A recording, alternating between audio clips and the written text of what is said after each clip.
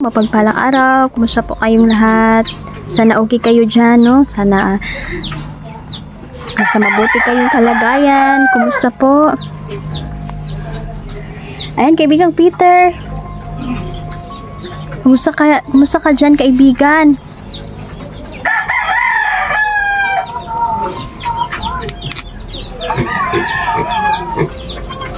Opo, kaibigan, no?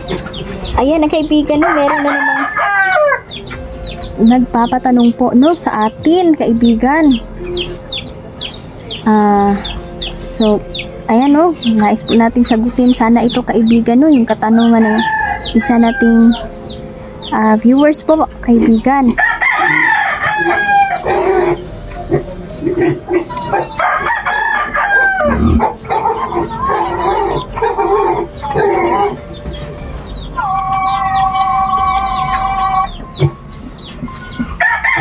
Opo. So, ito po yung katanungan niya, kaibigan, sa atin. Tungkol po ito kay Madam Lisa. Ayan, dami nagpapatanong, no? Kasi marami pa pong nalilito, kaibigan. Totoo ba, kaibigan, na nasa ibang bansa, kaibigan, si First Lady Lisa? Para malinawan naman po ang lahat, kaibigan. Gusto pa namin itong ipatanong kasi sabi nila fake news daw. Fake news lang daw ang lahat, no? Kaibigan, ano po masasabi niyo?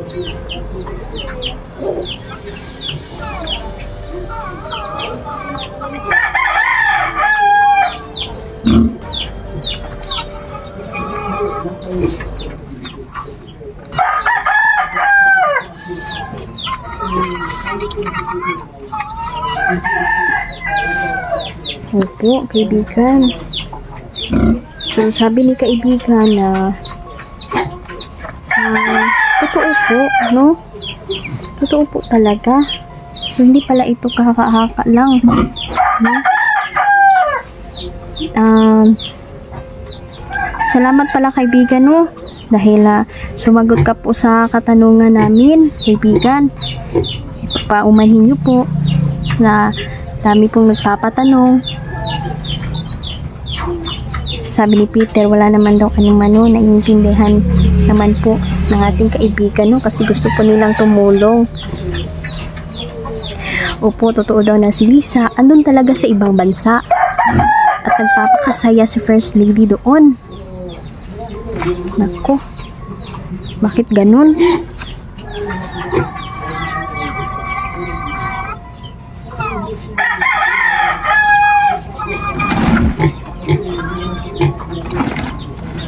Nako, sabi ni kaibigan na habang ang mga Pilipinong mahihirap, nagtitiis sa tuyo, sardinas, albos ng kamuti, noodles, Diyos ko, sa hirap dito, no? Sagaran, ginamos alamang ang iba. Ang iba nga nasa bundok, no, naglalakad ng malayo at tatawid pa sa sapa para makaabot sa paaralan. Nakakalungkot po, no? Kasi non-stop ang paggastos ba sa pera ng bayan. Kawawa ang taong bayan sa kanila. Ubos ang kaban, no? Paano na lang? Grabe naman, kaibigan, no? Totoo pala talaga.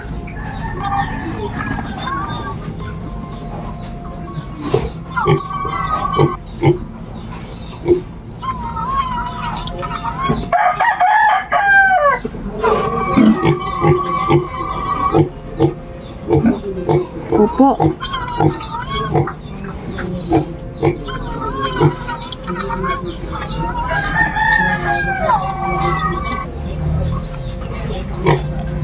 Ayan, no?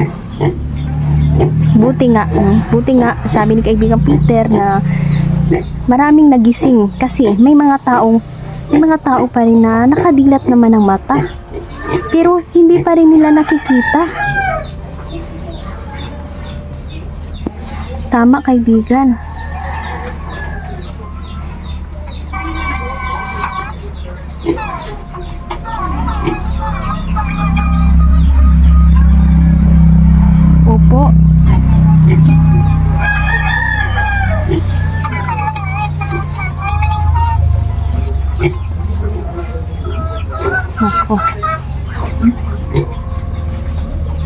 nasasayang ang salapi pera ng Pilipinas dahil sa luho nila.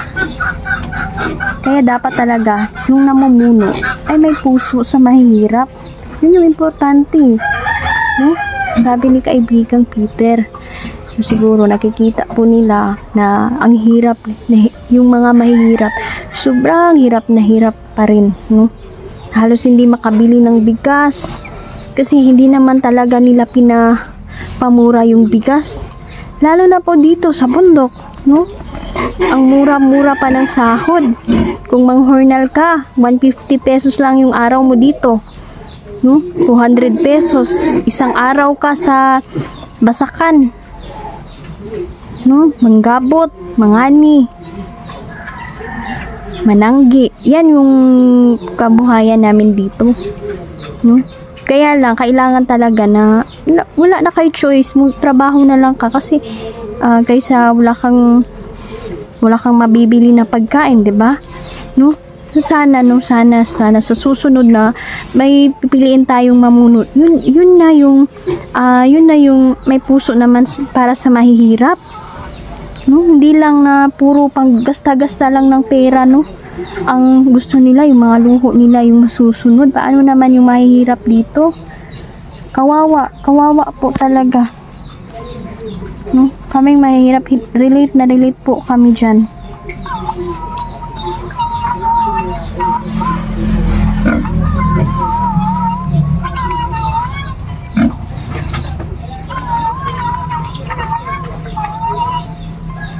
Opo, tama.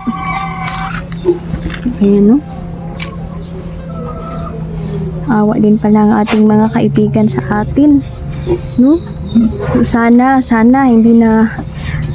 po ay lumabas na talaga yung katotohanan, kasi yung mga kaalyado ng kalaban ngayon ay unti-unti na po at napapaamin po sila, no, na illegal yung pagdakip nila kay Tatay Digong. Pero banggitin natin ito kasi yung ilan hindi ito binabanggit, no? May pagkakamali man ang ating si Tatay Digong, no? Nung naalala ko mag-speech siya, no, tungkol po sa parang nakita ko, nabasa ko sa comment, no, na nilait niya ang ating ama. So alam niyo po, hindi po talaga kami pabor doon, no? Doon siya sablay, doon maling-mali si Tatay Digong, no? Siguro naman pinagsisihan niya po yan, no? Hindi po talaga ako pabor doon, no? Tsaka yung mali ay mali talaga, no? Kaya doon hindi ako sang-ayon, no? Pero yan talaga yung pagkakamali ni Pangulong Duterte, no? Pero may pagmamahal po siya sa bayan, siguro pinagsisihan na niya yun. Hindi naman tayo perfecto, lahat po tayo ay nagkakamali, no? Kakamali po tayo lahat, no? Walang malinis dito, walang perfecto dito, lahat tayo ay nakakagawa ng kamalian, no? Kaya kailangan po natin pagsisihan lahat ng ating mga maling ginawa. So, ngayon, kahit anong pilit nilang bagsak sa ating Pangulong Duterte, no, kay Tatay Digong, pinipilit po nilang ibaba, no?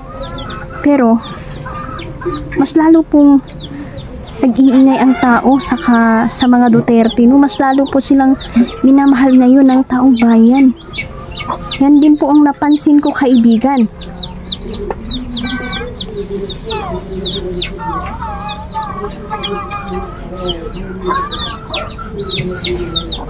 Opo.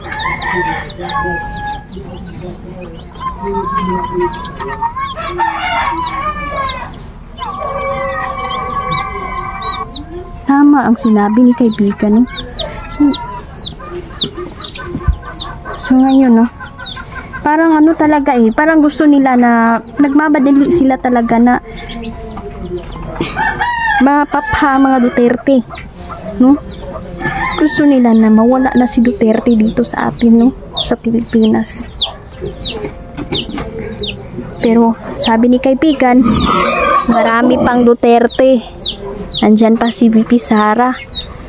si Pulong, si Baste, no? Kailangan natin na may mamuno talaga na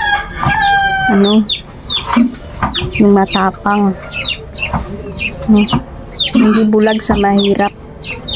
Naalala niyo po ba yung may nang hold up, 'di ba? Nag-viral pa yun sa social media, tapos biglang hindi umandar ang kanilang motor. Ako, nung nahuli, napaamin nga yun na habang ginagawa nila yun ay nakagamit sila ng drugs. Grabe. Ang tanong, bakit naman sila nakalusot? Diba? Ang dami namang checkpoint. Parang may mali talaga, no? Paninira lang talaga ba? No? So, ayan, no, sana hindi tayo maniwala agad, no, sa mga, kasi marami na talaga ngayon na marami nang nag-uutos, no, na magkasiraan na magkasira-sira na ba, no? Paninira na ang ginagawa nila.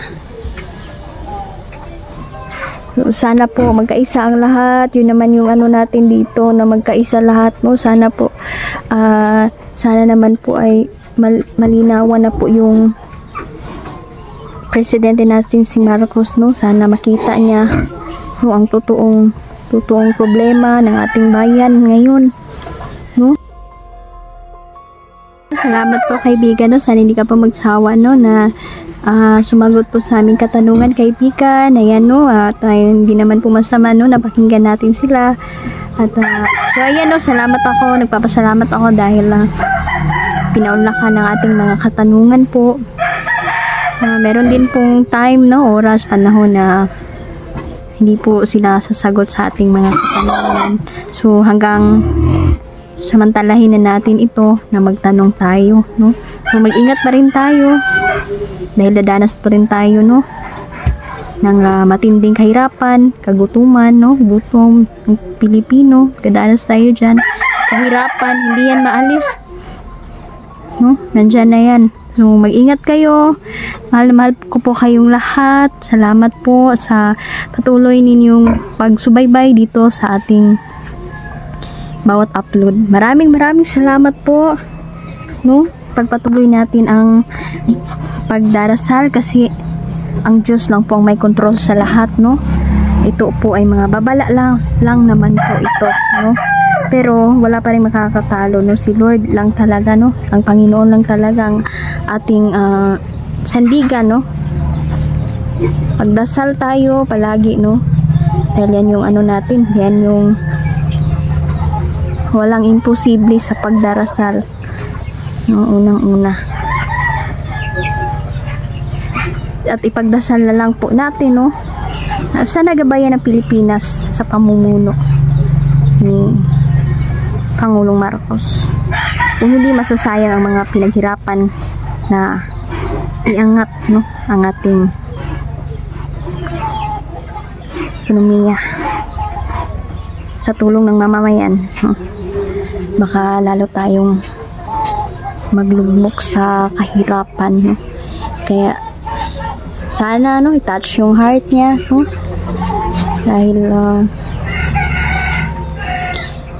sana makita niya po, no, ang totoo talagang talaga ang tunay na problema ng ating bayan. Hindi tulad ngayon, ang gulo-gulo na, no? Pagdasal natin na sana peace ang lahat, walang magkakagulo, sana magkasundo-sundo na po, no, ang lahat. Sana po okay lang po si Tatay Digong, no? Sana pagdasal pa din natin ang kanyang kagalingan. Ako po'y sobrang nalulungkot po, no, ang aking mga kaibigan, lalong-lalo na tayo dahil sa mga nangyayari, no, sa ating bayan ngayon. Kasi di na mapipigilan ang galit ng tao, no? So, ayan, magtanong tayo, kaibigan, sa susunod na eleksyon ba, kaibigan, ay sino bang mananalo na presidente? Sa tingin niyo, babae ba o lalaki? Kaibigan, di na tayo mag-mention ng pangalan. Kaibigan, ano po sa tingin niyo?